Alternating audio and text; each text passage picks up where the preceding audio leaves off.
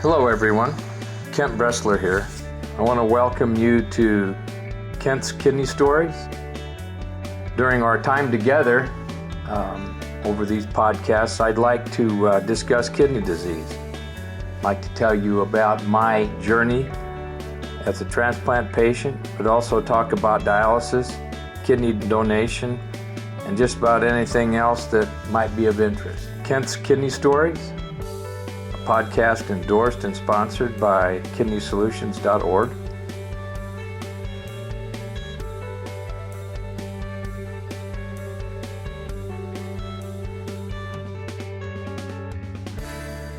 Hello, everyone. This is Kent Bressler. We're going to do some podcasting as usual, and I guess you all know the drill.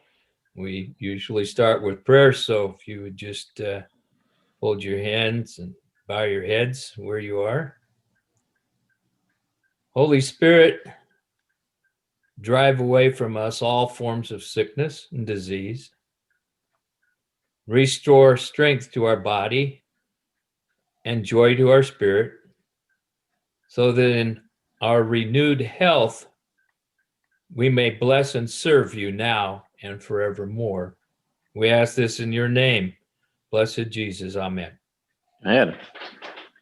So this is, I guess the best way to introduce this is to tell everyone that they're going to be listening to our 50th podcast. This is, Jason's going to be on with me today, along with my guest. But this is kind of a neat thing for me. I really didn't think it. First of all, we have the success we've had, but most of all, that we get to 50 podcasts. I know I can talk a lot. Sometimes it doesn't make any sense, but it's kind of an interesting concept to get to 50 podcasts. And I really want to thank Jason for this. And it was really difficult for me to figure out who I was going to bring on with me because it's special. And I did, I wanted to actually have my brother on, but he's had COVID, which I can tell you he's finally recovering from. And so the next best thing to my brother was my second brother in crime, Mr. Bruce Kraft. Now, Bruce is, actually his name's James. Let's get you really confused. His name is really James Kraft, but he actually goes by Bruce, and his close friends he allows them to call him Pooh, P-O-O, Pooh. Some people put an H on the end of it, but just for the everyone listening, this is a really cool cat. He's also president of our Kidney Solutions Board of Directors, and he's been an instrumental, I think, in helping us drive this whole program at Kidney Solutions. And he has a really interesting story. I guess I could preempt it by saying he's been transplanted for a long period of time. So he's a real kidney warrior, and I think what we'll do is we'll get him interested in talking with us this morning and see how it goes. Morning, Bruce. Good morning, Kent. I really look forward to this. Listen, tell me, when were you transplanted?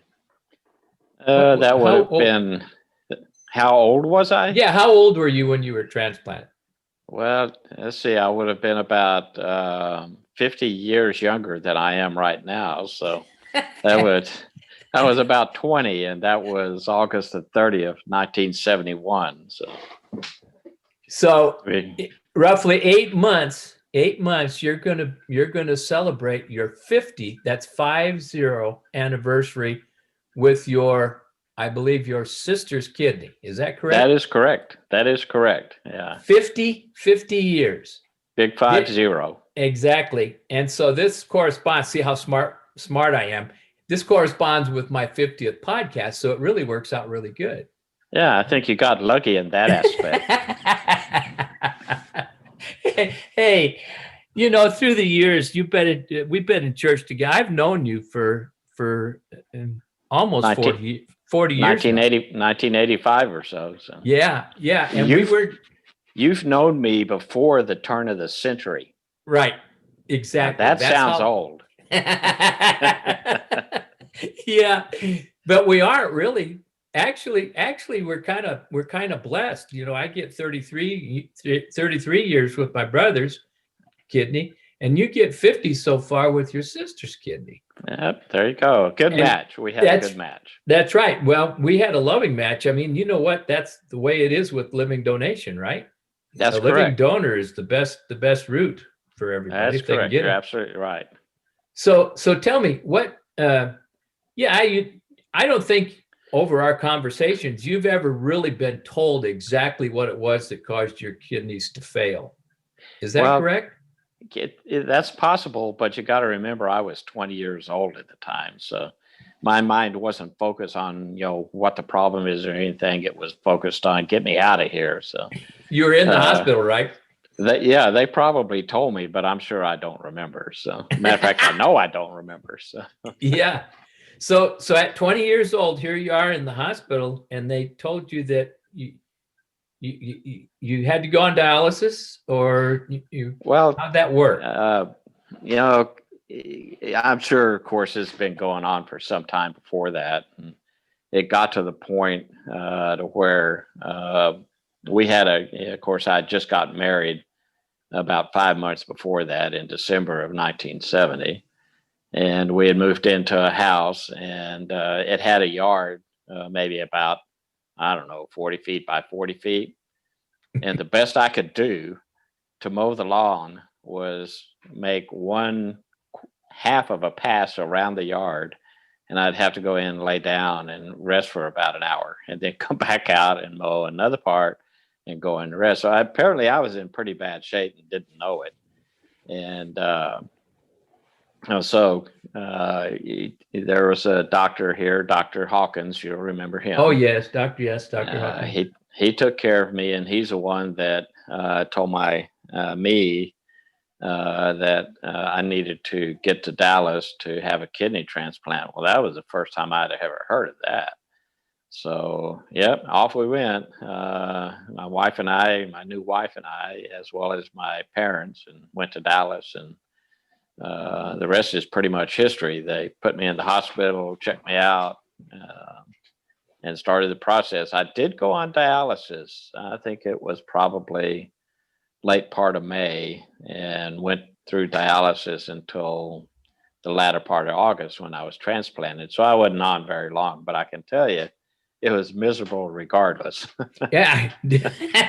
We've had good conversations. I'd love to have recorded some of those, because dialysis was tough on both of us. Neither of us really wanted to do it, but anyway, that story's another day.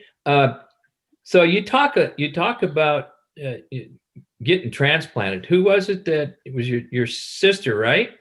That was my sister. She's a couple of years older than me, and turned out that we were a perfect match except for one antigen. We had one antigen difference, and that was it. We were the best match they had at the time, and we were in the first 100 that they transplanted at Parkland Hospital in Dallas.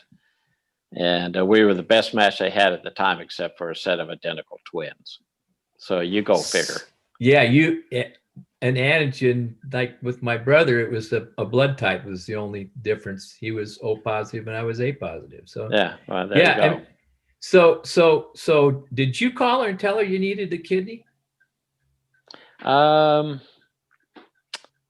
You're asking me to go back into pieces of my mind that I know exactly. I know how hard it is. Your doctor, somebody got a hold of your sister, and she had no problem with it, right? Whether it was me or my mom, I couldn't tell you. One of the two, but that's been too many years ago to remember. But she had no question about that. I know when she was asked, it was like, and they found out that she was the match. It was like, okay, let's get it done. So, yeah, she did not hesitate. It's just like my brother too. There was no hesitation. There was a little quaffing from the family trying to decide, but Okay. So she does that transplant. You get that. How is she doing? Oh, she's doing fantastic. Yeah, doing good. And she. Doesn't live close enough to me. She lives in Northeast Oklahoma, but I You suppose get. I could live in Northeast Oklahoma too, but I don't want to. Sometimes I bet she doesn't want to either, right? Yeah, well, We're in the particularly garden during the spot. winter time. Exactly. About the time right now, right? Yeah, exactly. Right. Yeah. Okay, so think back to the Oh day boy. they put you on your medication, on your medicine, because this is very interesting thing. You were placed on what drug? What immunosuppressive drug? I guess a generic name is Imuran, but it's called azathioprine. Yeah, we go by Imuran because the other words I can't pronounce. So yeah, I'll teach you. Okay. Yeah, we'll work on it. You'll learn it. Okay, and also prednisone, right? And prednisone. Those were the two they put me on. So okay, so hear me still out on those. Yes, exactly. I was going to say you're still on those. So Absolutely. you've had 50, almost 50 years. We're going to call it 50 years on prednisone and 50 years on Imuran. That's correct. And what the last time you were tested for your creatinine level, what was it? Do you remember? I think it was 1.1. Yeah, that's exactly right. That's what it was. So everybody's out there going, wow, boy, he's sure lucky. Yeah, well, I don't think luck has anything to do with it. Do you? No, I really don't. First of all, like I said, we were in the closest match that they had at the time. And secondly, our family's always had a very positive attitude about life.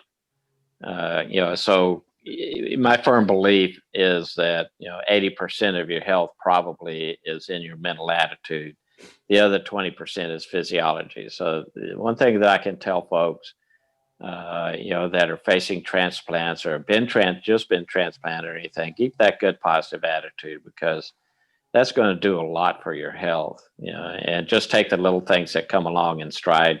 And the other thing is, just let God take care of everything else. Don't worry about it. Let Him do the job. So that's what He's here for. That's exactly right. So that's what we pray for. So, there is a sad part of your life that I have to tell people about, because you go through. Don't make me cry. Okay, now listen. Oh, wait a minute. We're not on video, so no, it won't make any difference if you cry. But to me, because I know this gal that you married, and I was very close to her, and my wife was very close to her, right? Yeah, we were all close. We were all very close in the church, very, very, very close. And I remember the trials that she had and the problems that she had, and they were monumental. Can you kind of tell us a little bit about your wife? Where to start? Well, we were married in 1970, December, and by October of 1980, she was diagnosed with multiple sclerosis and was very progressive. So we had a first child, my son, in 1975. Really started noticing a lot of the symptoms when she was pregnant with our daughter in 1978. Tripping, drop toes, numbness in her extremities, things like this, and didn't get a diagnosis from anybody until October of 1980. So, and within 10 years of our marriage, we went through quite a lot. She stuck around with me. Definitely, she could have taken off when she found out, I was going to have a kidney transplant, but she stuck around. When we found out she had multiple sclerosis, it was just another, like I've always said, it's just another bump in the road of life. You take the bump and you go on. She basically raised our children. Within a year, she was in a wheelchair. From a wheelchair. Yeah, from a wheelchair. And she raised our children from a wheelchair. The one thing that the kids will tell you without hesitating is that because it wasn't it wasn't a hindrance for them, and they didn't ever think of it as anything bad, I guess is the way that I would say it. But they'll tell you without hesitating that because of her illness that she had, that they learned a lot of independence from her. So they learned how to be very independent children as well as adults. And I think they'll both tell you that she certainly was a big blessing on them in that respect. So they learned how to take care of themselves very quickly from a young age, not only from cooking to doing wash to Doing their- everything else. Yeah. Yeah. So, and how many Yeah. kids you know nowadays that are 8-year-olds know how to do their washing? Yeah. I mean, probably not a lot. So And anyway, and she never missed church. I won't say that she never missed church. You know, she had good days, bad days. The bad days we may not make it, but you know, she was a regular attendance to church. We both were. Well, all of our family was. Yeah. Yeah, we lived through that. That was some happy times back then. Remember that, Bruce? All those times we had at the church. Absolutely. Yeah. We had some good times. No question about that. We had a good congregation. Yeah, it was a great loving congregation and gave you a lot of support. And I know that when I had my transplant, you were right there. Man, I'm telling you, the congregation at Holy Cross, I've still got, I think, the slips from the blood donations. And not only did they do blood donations, we were having to live in Irving during the dialysis and transplants. So they actually assisted in the cost of housing. And that congregation was a great congregation. Well, that was our congregation because they did Absolutely. the same thing for us. They did the same thing for Kathy and I and our daughters. That's what we're all here for. Yeah, that's what we're all here for. Help each other.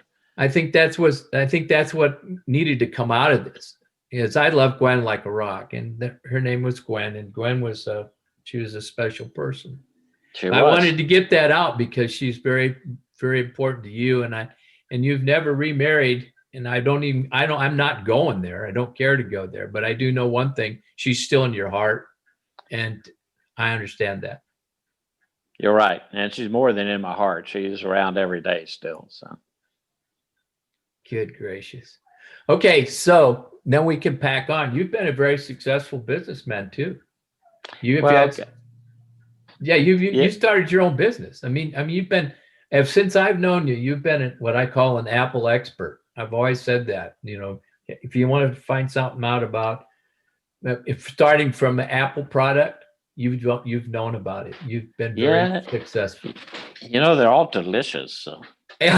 Exactly, especially the 2 E's. oh, wait a minute. You're talking about computers, not the fruit. So. Exactly. But you made applications with computers. You just didn't put them together and wrap them all this kind of stuff up. You actually. I never did any application development or whatnot. I had a career of almost 30 years with a map company, the Goucher Mapping Company in Comfort, Texas. Their production was located there. Sales was in San Jose as well as in Chicago. But I had a career of about 30 years going up through the ranks. And one of the last things that I did was develop a digital mapping department. And of course, I had to make a decision on what computer we were going to use. And the first time I laid hands on an Apple product, which was a old Apple Plus, there was no question in my mind that that's what I was going to do. Yeah. So it developed the department. That. Yeah, it developed the department. In 4 years, we recreated 800 of the map products that we had. We were the official map licensee for the 1996 Summer Olympics in Atlanta. And then assets were bought and sold. And at that time, didn't miss a hiccup. I went down to the courthouse, filed a DBA for JC Graphics, and took off and used all the contacts that I had. Yeah, exactly. So for about almost 25 years now. I've been operating my own business out of my home. Yep. And you're And still have done working. very You're well at still it. doing it. You're still doing I'm still that. doing it. Probably will be until they find me out by the mailbox. So yeah, I'd rather have you down by the lake. You can walk down by the lake. Listen, I want to get Jason in here, and Jason, was transplanted just a few months ago, and he's I know he's probably got a couple questions for you. So have at it, Jason. Hey, Jason. Yeah. So, overall, so far, great conversation. The community aspect that both of you shared in regards to your actual church communities resonates so much with me because that's a large part of my story, right? Having, a community come together and help you, at times felt like carry you, right? So that's that really, really hits home with me as well. So gosh, someone myself who is within a year of his transplant, having an opportunity to speak to someone who's 33 years out and 50 years out, just my God, it's such a blessing to have you two as, not only resources, but to give others hope, others that listen to these podcasts, hope. It's like, wow. So whether the person who's listening is the person who's in the midst of the battle right now, who's on dialysis, who knows? Maybe they're sitting right now on a chair listening to this episode, wondering, will it ever happen? And three of us are proof that it is possible, that there is hope. And for those who are listening, who have had a transplant, like myself, who are fresh, can seek comfort in you two and hope in you two, that it can last, beyond, beyond whatever the expectation is it's put by any other medical professional. So first, thank you two for, providing that hope, because hope is a big deal. And thank you guys for that. I greatly appreciate it. So as far as questions go, gosh, I don't ask him any hard ones, Jason. Don't ask him any hard ones. I to be honest, I feel like the person that's been given, the opportunity of a lifetime, and I feel like I'm squandering it away as every seconds tick by. But overall, as far as questions go, just, I just like to know more about, what have you learned along the way? Someone like me, I carry. So, this is an audio podcast, so no one's going to see this, but just for, context for, Kent and Bruce. So I carry this with me, right? So this is my medication, right? This is my, container, right? And it's full. Yeah. And it's full. So as of recording this, it's already after 8 a.m., right? So I've already taken my morning medication. So the first half is empty because that's the AM section. The other half, the PM section, is full. So I carry this in my pocket, right? So that way, no matter where I am, no matter what I'm doing, I have my medication in my pocket so I can easily reach it and take my medication. That just works for my brain. I'm just curious, what works for you two? By now, it's got to be automatic, almost, hardwired into your brain. But getting to that step, what did you find work for you guys? Your turn, Kent. Well, I think it was 2 weeks ago. I actually missed my evening pills. I've gotten into a habit of taking them not religiously at the same time every day, but more so in the morning and in the evening. And I missed my evening dose. And I didn't realize it till the next morning. I opened up my pack, and so that kind of thing happens. You can't become complacent about taking medications. They're given to you for a reason, and that's to keep your kidney going. Now, missing one dose is not going to set the world on fire, and you're surely not going to reject after this period of time. But I have always said that I want to get my medicines in around at least in the evening, and I don't want to ever miss any. And if I do, I just move on. But I have not missed very many in my life. So, but I think that and getting to your doctor's appointments are probably the most important things in your life right now. all the way through a transplant. What do you think, Bruce? Well, Ken, I think you're absolutely right about you know, not worrying about if you don't take them exactly on time, or you miss a dose. It's not the most critical thing in the world, but for me, it's just been a matter of, or, as Jason says, a routine.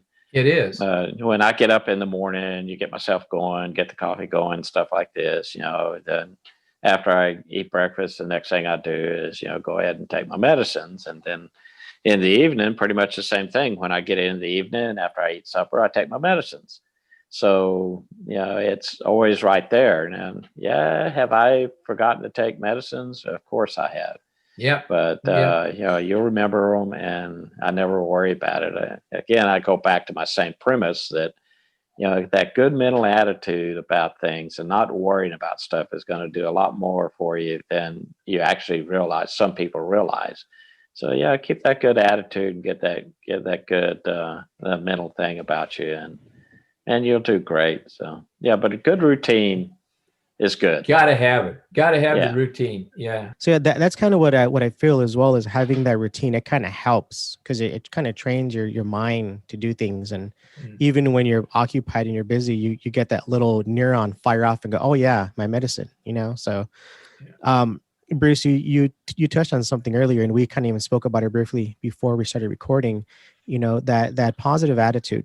I agree. It's so important, especially when you're in the midst of anything that you're going through, right? That's not going your way. It's easy to get that, snowball effect and just go downhill, and that snowball get bigger and bigger and bigger.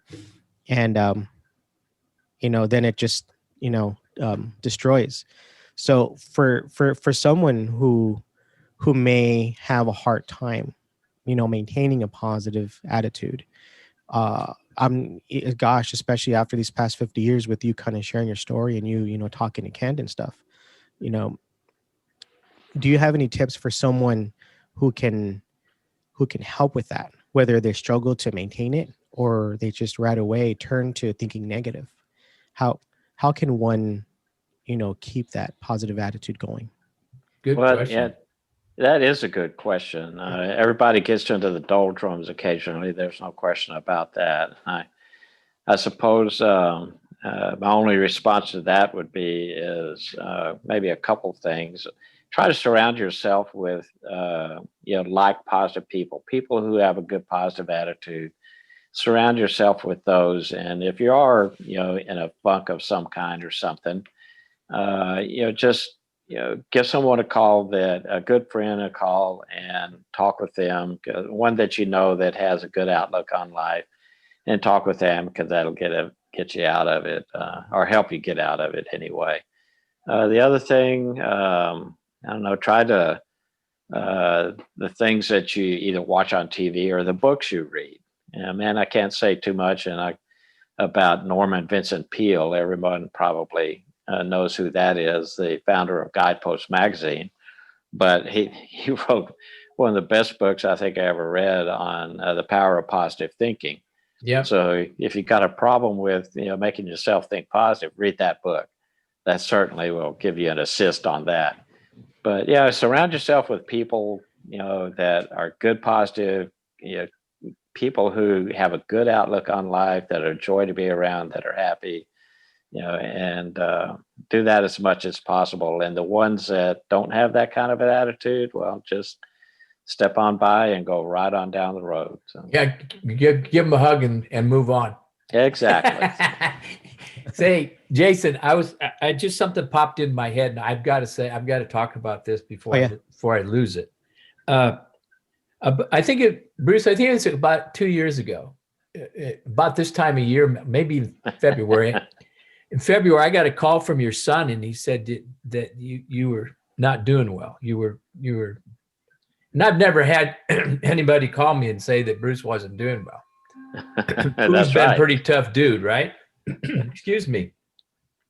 Anyway, I think I called you, and you were on the way. Anyway, long story short, I ended up in the intensive care unit with you. Tell us about that experience. I don't want to talk about it. I know you don't. I want you to, though. Well, I think, and I've said this to you before, a lot of times I can be my own worst enemy, and I was pretty stupid at that time. And it happened real quickly that, I had got the itchy eyes and sniffy nose on a Tuesday or so. And by the Friday, I was running 104 temperature, couldn't breathe and couldn't walk 20 feet and didn't know that I was sick. So I don't know how you do that. Oh, you knew you were sick, but you didn't really figure out what it was. You had no clue what it was. Well, that's exactly right. So Friday morning, I think it was about 2:00 in the morning, I decided I'd text my son and let him know I was going to call the EMS and head to the hospital. And I woke up about 5:00 and realized I hadn't sent the text. And so I went and sent the text and called the EMS, and they came and hauled me to the hospital. And turned out that, I had about a 75% O2 saturation, had double pneumonia in both of my lungs. And I was a pretty sick dude. I spent 6 days in the ICU, and they finally ended jamming me full of antibiotics and I don't know what else. Steroids. But I suppose a bunch of steroids. Oh, yes. They took a vacuum to my lungs and sucked everything out of my lungs. Did bronchoscopy, yeah. So took care of me that way. And I think I've told you this before too. I've had heart surgery before. I had bypass surgery. Had a bypass surgery, yeah. And be quite honest with you, and I've told you this, I'd much rather go through that bypass surgery again than go through that stuff that I went through that February. That was miserable. So the only thing I can say to folks is, if you got the sniffles or the flu or something and it starts turning bad, don't wait. Go get something taken care of. So. Yeah, that's what they make doctors for. Yeah. Oh, really? Yeah, I was going to tell you that. I wanted to let you know that that's the reason. I can remember, and thank you kindly, that I spent 2 days in and out of the time. I really knew you were very sick, and a lot of my friends at the hospital really took, I think, excellent care of you. And one of the things you said to me, I was sitting right next to you, and now listen, Bruce was about you can't see it, but my fingers are almost touching. He was so close to intubation and going on a respirator. Matter of fact, when I talked with the doctor, he said, Ken, he said, I'm not going to let him go much farther. I'm going to give him an hour. I'm going to give him an hour and see if he can respond to the treatments.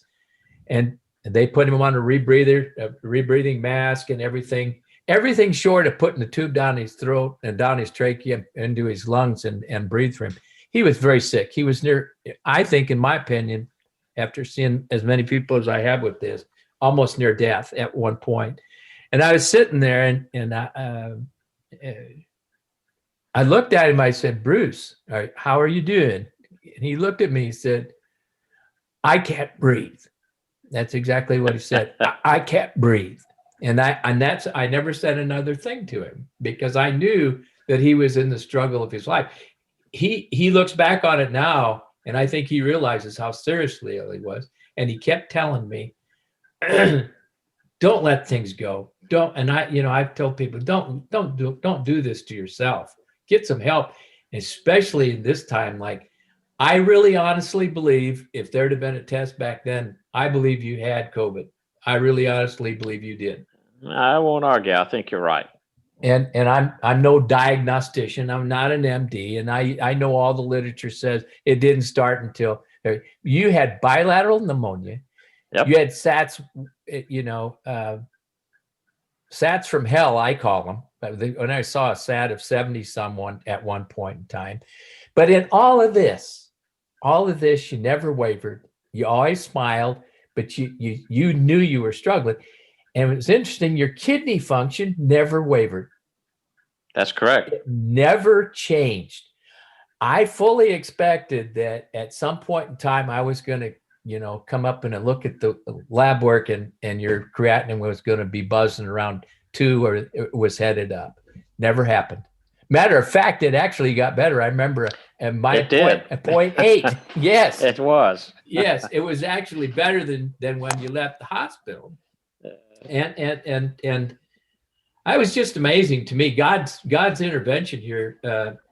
I know there's so much praying going on. There's a lot of people with sore knees after that episode, but you handled it with grace. And the takeaway here is get some help. Don't sit at pay home. attention to it earlier. Yeah. Yeah, get it done early.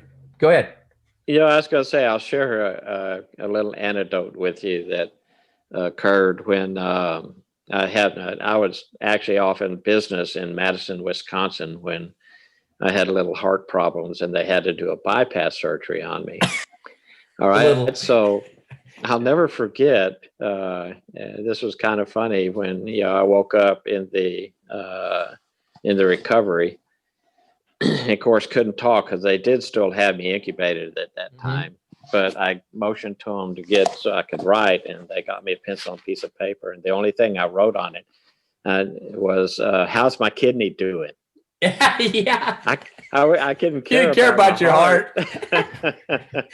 That's common. That a lot of people. That's the first thing they say, or they'll walk in the emergency room, and people walk in. They'll say, and I do it myself.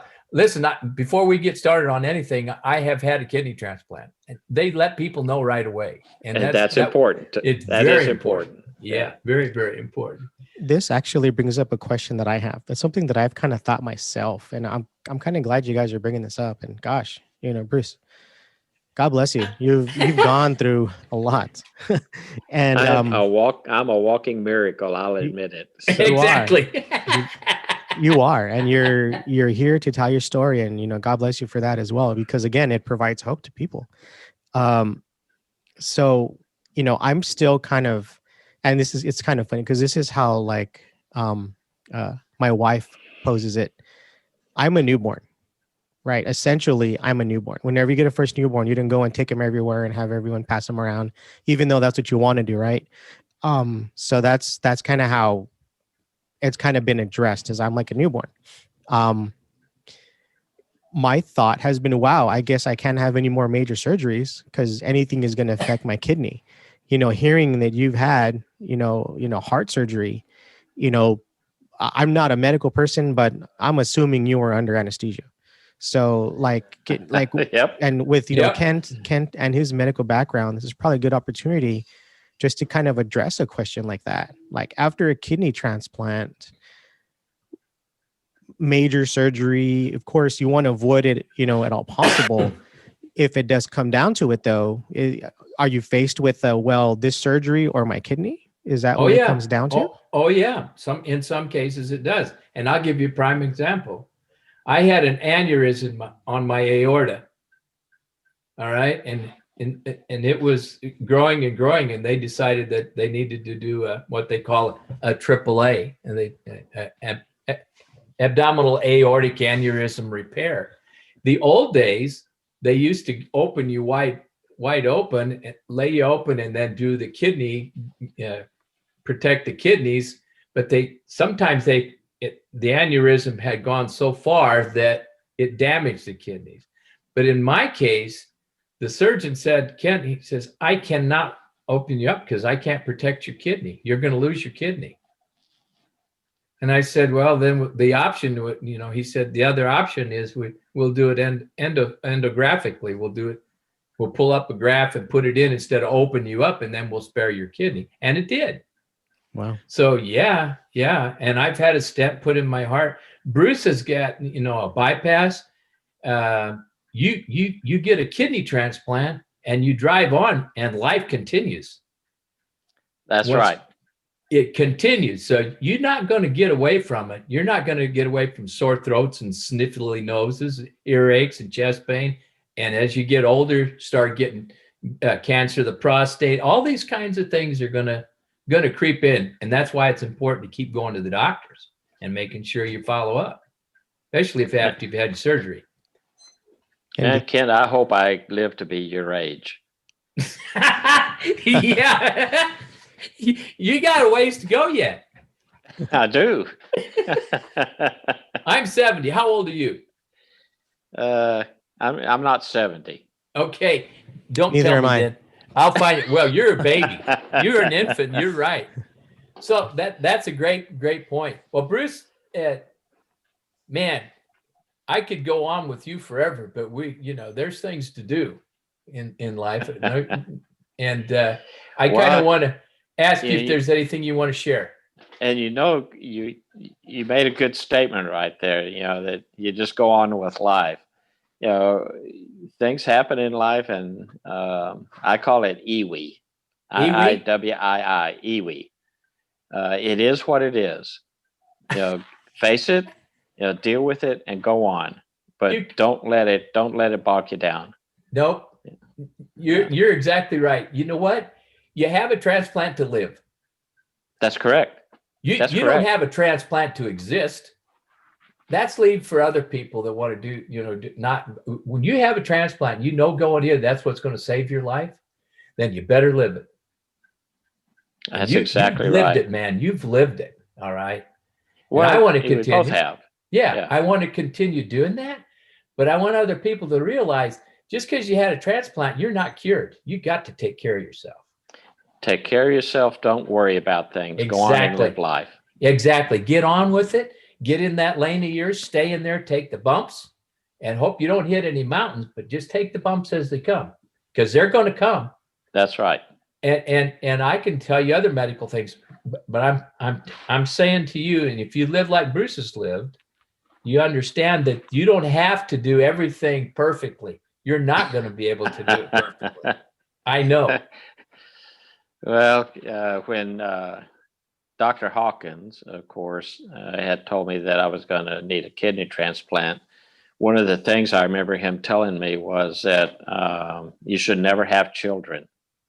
Well, you can see exactly how well I listened to his advice. So that kind of gives you a small little scope into my life of how I deal with things. So. Yeah, I would really like to take about an hour and just talk about your makeup, because but we don't have the time to do that today. We may come back and just talk about the way you are. But I want to thank you today from the bottom of my heart. I want to tell you that your friendship to me means more than anything I can think of. They say that you have 5, maybe a handful of friends that you actually can call friends. You're the little pinky on my right hand, buddy. Okay. Well, and the best friends get even smaller.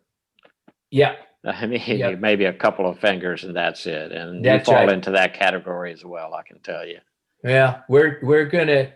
I have, and I say I because I mean myself personally. I've done what you said. I've surrounded myself with some very good people. And that's an invitation to others to think about what they're doing with their lives. If you have your transplant, it's not about getting out and telling everybody about it. It's actually about helping others. And you don't have to, you don't have to spend your whole life paying back. You have to build a life, you build a business, you raised your kids, you lost a wife, and you've done everything in the world that you can to be God's person, to be a people person and be a God's person. And that I've just got to tell you, you're just one of the best people I've ever met. And I want thanks. I want to thank you for coming on today. All right. I know that it's hard to stop. I want to go on, but let me tell you what, I appreciate everything that you've done for me. Well, you're welcome. And right. I've let you off pretty easy today. So yeah, I know you couldn't. Like I said, there's a time for that. We will discuss your behavior. All right, folks, listen. I want to thank Jason and Bruce for coming in and helping me tell you guys about Bruce's story. But I also want to talk to you just a little bit about making sure that you're taking care of yourself. We don't do this. We don't have transplants just to exist. We do it to live. So the little things you're going to experience everything in life you would have without the transplant. It's just you're healthier. You can do it better with the transplant. So in the interim, when you think about it and you pray about it, you think about the guys like Bruce like Jason said, you get hope the longer you're transplanted, but don't give up. If you lose a transplant through no part of your own, it happens. But think about the life of the transplant as your life. You're not living for the transplant, you're living for yourself, and you're living for Christ. All right. I really appreciated Bruce today and Jason. So till next time, keep breathing.